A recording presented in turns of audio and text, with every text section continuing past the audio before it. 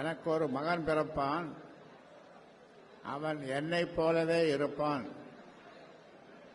ஆனால் எனக்கு நடந்த கொடுமை உங்களுக்கெல்லாம் தெரியும். என்னுடைய உயிரைத்தான் அவன் பறிக்கவில்லை, மீதி எல்லாவற்றையும் பறித்து விட்டான். உரிமையை பறித்தான்.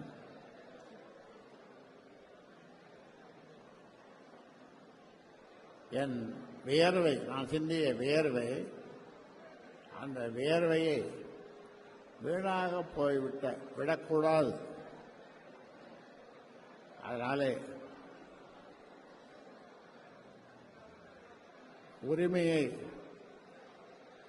அந்த உரிமையை இனி யாரும் பறிக்க முடியாது. எந்த சுப்ரீம் கோர்ட்டுக்கு போனாலும் பறிக்க முடியாது. அந்த வகையிலே தான் இன்றைக்கும் டெல்லி ஹைகோர்ட்டிலே வழக்கு தொடர்ந்திருக்கிறோம். சூழ்ச்சியினாலே தன்னை தலைவன் என்று சொல்லிக் கொண்டிருக்கிறான். சூழ்ச்சி. ஆக இன்றைக்கு ஒட்டுமொத்த தமிழ் மக்கள், ஒட்டுமொத்த வன்னிய மக்கள், ஒட்டுமொத்த பிற சமூகத்தினர், ஒட்டுமொத்த பிற கட்சியினர் எல்லாம் இவனுடைய சூழ்ச்சியை புரிந்து கொண்டார்கள். நீ எந்த கோர்ட்டு, சுப்ரீம் கோர்ட்டு போனாலும், எந்த கோர்ட்டு போனாலும் இந்த ராமதாஸ் ஜெயிப்பான், வெல்லுவான். இவனை தோற்கடிக்க, ராமதாஸை தோற்கடிக்க யாராலும் முடியாது.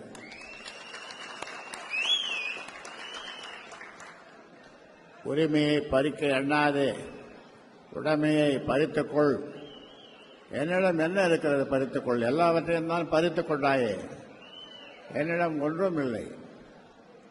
ஆனால் வியர்வை சிந்தி 46 ஆண்டு காலம் 96,000 கிராமங்களுக்கு சென்று எம் மக்களை சந்தித்து, எம் மக்களிடம் பேசி, அவர்களுக்கு இதை நம்முடைய சமூகத்தின் நிலைமையை சொல்லி வளர்த்த இந்த கட்சியை நீ முழுதும் அபகரிக்க எண்ணுகிறாய். அதனாலே இந்த உரிமையை என்னால் விட்டுக் கொடுக்க முடியாத நிலையில்தான் நான் மீண்டும் இந்த கட்சியினுடைய தலைவராக ஆனேன். எனக்கு உதவியாக என் மூத்த மகள் செயல் தலைவராக ஸ்ரீகாந்தி பரசுராமன் அவரை எனக்கு துணையாக இருமா என்று அதை செயல் தலைவராக நியமித்தேன். இதற்கு முன்னாலே உங்களோடு பேசியது நீங்கள் பார்த்திருப்பீர்கள். அதனால டெல்லி ஹைகோர்ட்டிலே நாம் வழக்கு போட்டிருக்கிறோம். 28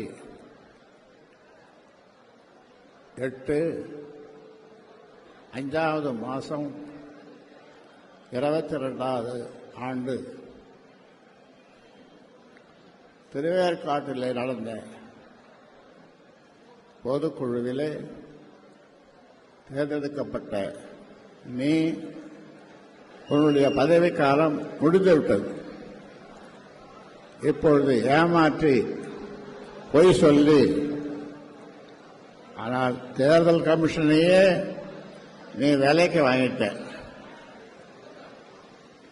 இங்க எல்லாரும் என் கூட இருந்தவனெல்லாம் விலைக்கு வாங்கினேன், வாங்கிட்டு இருக்கிறேன். இப்போ தேர்தல் கமிஷனையே விலைக்கு வாங்கிட்டேன். தேர்தல் கமிஷனுக்கு உண்மையை சொன்னாலும் புரிய மாட்டாங்க. ஏன்னா பணம் பத்தும் செய்யும் என்று சொல்லுவார்கள். பணம் தேர்தல் கமிஷன் வரைக்கும் போயிடுது. அதனாலே இதையெல்லாம் நம் மக்கள், தமிழ் மக்கள் நம்ப மாட்டார்கள். அதனாலே சொல்லுகிறேன், இனி வெல்லப் போவது, அதாவது ஜெயிக்கப் போவது ராமதாஸ் தான். தோற்கப் போவது எல்லாவற்றிலும் தோற்றுவிட்டாய். பணம் என்னதான் இருந்தாலும் பணம் விளையாடும் என்று சொல்லுவார்கள். பணத்தை வைத்து ஒன்றும் செய்ய முடியாது. நான் கட்சி தொடங்கிய போது ஓட்டு ஒன்று போடுங்க, ₹1 நோட்டு ஒன்றும் கொடுங்கன்னு கேட்டேன். ₹1 நோட்டு ஒன்றும் கொடுங்க, ஒரு ஓட்டும் போடுங்கன்னு கேட்டேன். மக்கள் அப்படியே செய்தார்கள். தனியாக நின்று 4 சட்டமன்ற உறுப்பினர்களை பெற்றோம். இப்பொழுது கூட்டணியிலே வெறும் 5 சட்டமன்ற உறுப்பினர்கள். அதற்கு காரணம் இவனுடைய செயல்தான், தேர்வுதான், தலையெழுதான். ஆக இனி அது நடக்காது. அதனால என்னுடைய இந்த உரிமையை நான் விட்டுக் கொடுக்க முடியாது. என்னுடைய உழைப்பை இனி யாரும் திருட முடியாது. பார்த்தோமே கூட்டத்தை, இது கூட்டமா, இது இந்த மாதிரி கூட்டத்தை யாராவது கூட்ட முடியுமா?